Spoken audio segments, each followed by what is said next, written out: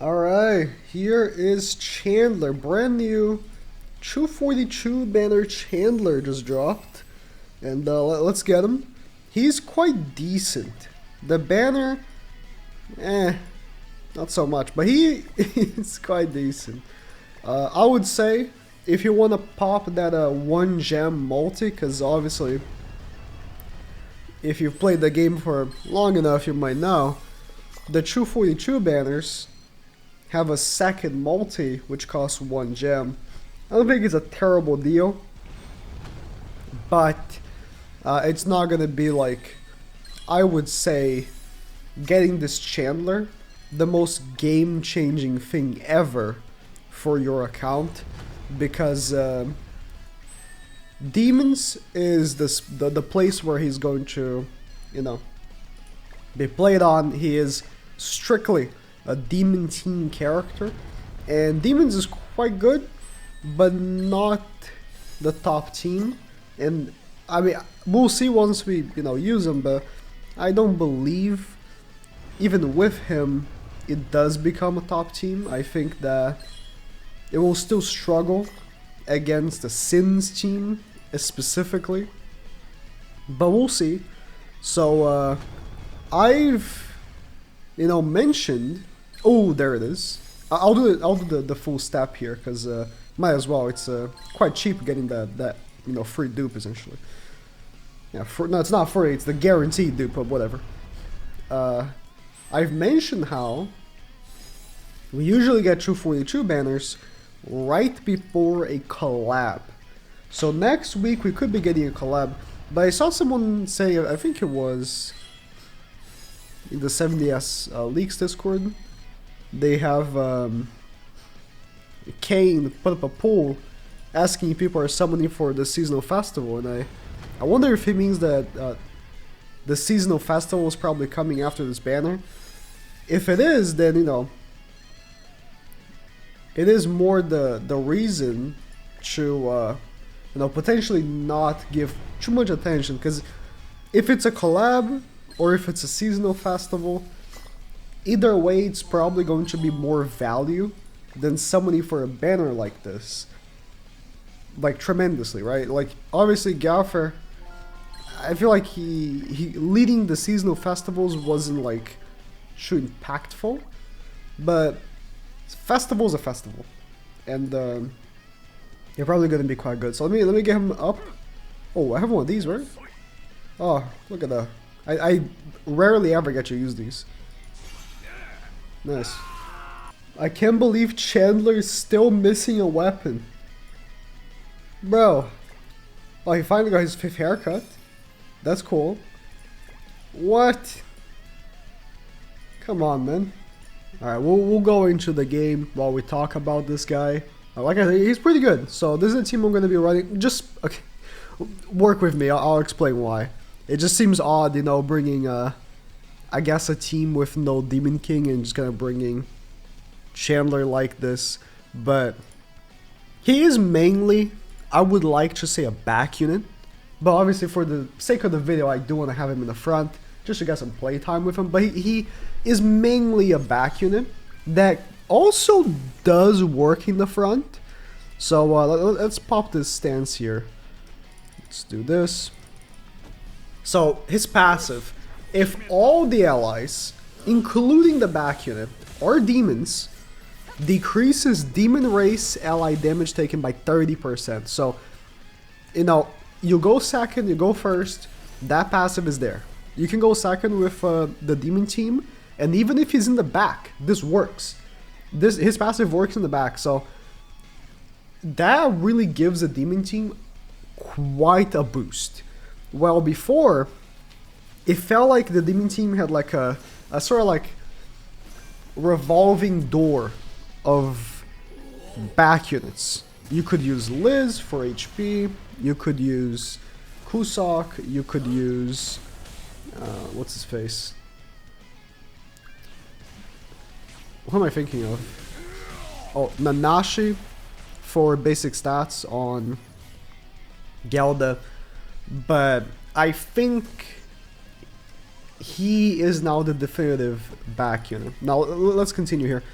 also increases the attack related stats of demons by 15%. So he's not just giving, you know, protection, he's also giving us stuff. It's 15% attack related stats. That's higher than Kusok and Zeldris. They gave 12. That's straight up higher, right? Now here's the part that actually works in the front as well. So the way I like to see this is like, he's a back unit, through and through. But if one of your characters dies, and he goes up front, which happens a lot. With the Demon team, Gelda either gets like massively targeted, or Demon King Melee gets pummeled by Ascanor. Dude, I've used demons, alright? I've used quite a bit of demons. Demon King Melee, in one turn, he's gone. Like, Ascanor kills him, right? So, I mean, it's not hard to believe that you would see this guy being used quite a lot in the front. But yeah, when he has a stance up, he gives all demon allies... what do we do here? I think we'll do this. 30% crit defense and 30% crit resistance. So on top of the damage reduction he already provides, he's doing that. Now his stance, so you've seen me pop his stance before here, is the same stance card. I was hoping that would kill Ascanor. That would go for Ascanor, but we should be fine. We still have his stance up. Is the same stance card as Green Dien, where level 1 lasts 2 turns, it taunts, it's a really great stance card, and once the enemy attacks, they lose ult gauge. And he also gives himself, I think it's 40% damage reduction. So he has 30% from his passive, 40 from the stance, and then there's the relic. So the relic, which is the same as blue Chandler's, oh, he's an oldie and he got crit every hit, gives him, how much is it? Let me, I forgot the numbers exactly. Let me take a look here. Yeah, his relic, which again is the exact same. What is this guy running, man? Is the exact same as the other Chandler. Gives him 30% damage reduction. So you can see here, once it goes back, he gets 2 blue buffs.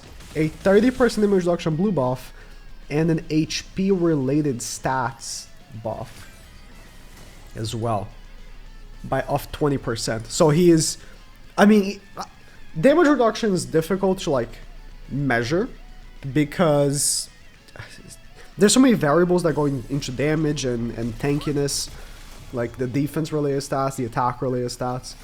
But if you count it all up, there's 30 from the passive, there's 40 from the stance, and there's another 30 from the relic. It's 100% damage reduction.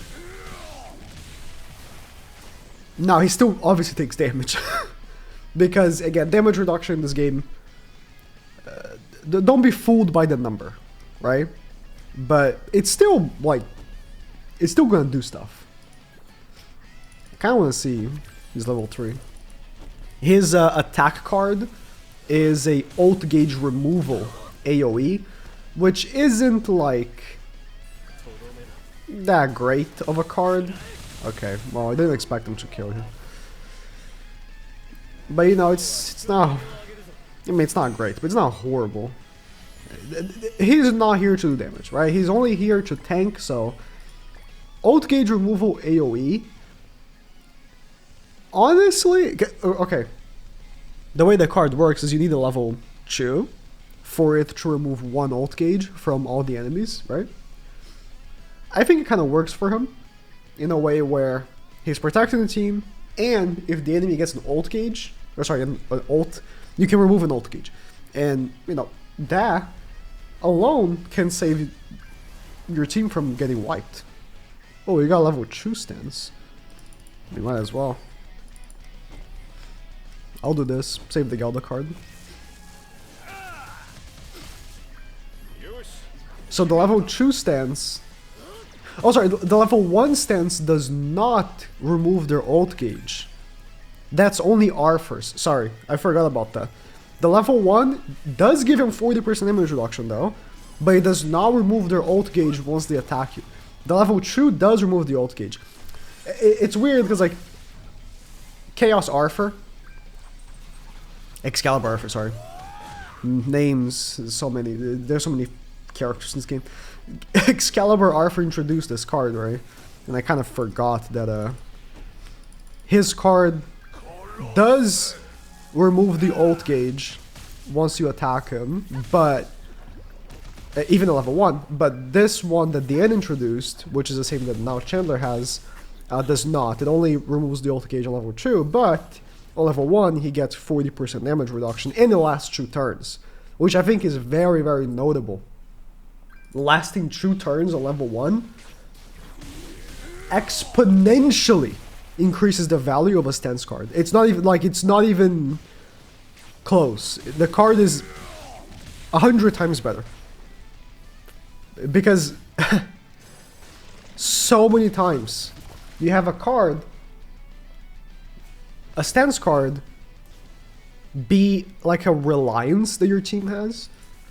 Because if you're using a character that has a stance, more likely than not, you are relying on that stance to survive. That happens in PvE activities more than in PvP. But you guys know what I'm talking about. If you played the game, you know exactly what I'm talking about. And having a 1-turn stance sometimes becomes like, okay, I got a stance. Now I don't have it anymore, and I'm like 3 turns in and I can't get another stance card. Now if it's a 2-turn, you have the extra buffer turn where your team is protected, so you're not as stressed. To get another one, and then you have time to potentially get another card to re-stance. So, much better than having a 1-turn stance. Well, bottom line, this character is good. Like, you look at everything that he does. Also, I didn't account that there's also True Awakening, which would also give him another 10, so he technically would have 110% damage reduction. He's doing a lot, actually. Oh yeah, your team, I mean, assuming you have True Awakening on all your characters, will already have other forms of damage reduction other than Chandler, right? I'm just, you know, talking about Chandler here. But if you have True Awakening on all of your characters, right, that's another 10%. Melee himself, depending on your ult level, has damage reduction towards single targets. Gelda gives herself damage reduction with each passing turn as well. Now, the one character where I feel like Chandler does not give much to is Demon King, where, I mean, right here, we're using Chandler in the front, and that's all fine and dandy, right? But ideally, you'd be using him in the back, and the front character here would be Demon King. Or, I mean, I don't know, maybe with however this goes here for Chandler, we end up actually starting to run Estarossa again, depending on like how impactful this damage reduction truly is, right? We end up running Estarossa, so we get the basic stats from him, we get the darkness. Estarossa would be great. Yeah, if this damage reduction is impactful enough for him, but the thing is, like, I don't think it is. Like, 30% damage reduction is cool and all, but like, Escanor, he just, if he pummels Melee, which is a recent UR festival, having the expectation that Estarossa would tank that same unit is absurd, right? If Melee is subject to being absolutely demolished by Escanor, obviously Estarossa is even worse. So yeah, lots of damage reduction. This team is definitely going to be able to compete better against Sins, but I am still unsure. I'll be honest, right? I am still uncertain if it will be enough for me to say like, oh, they are on the same level as Sins. Now, like I said, next week we are going to be seeing either a collab or potentially, you know, a seasonal festival.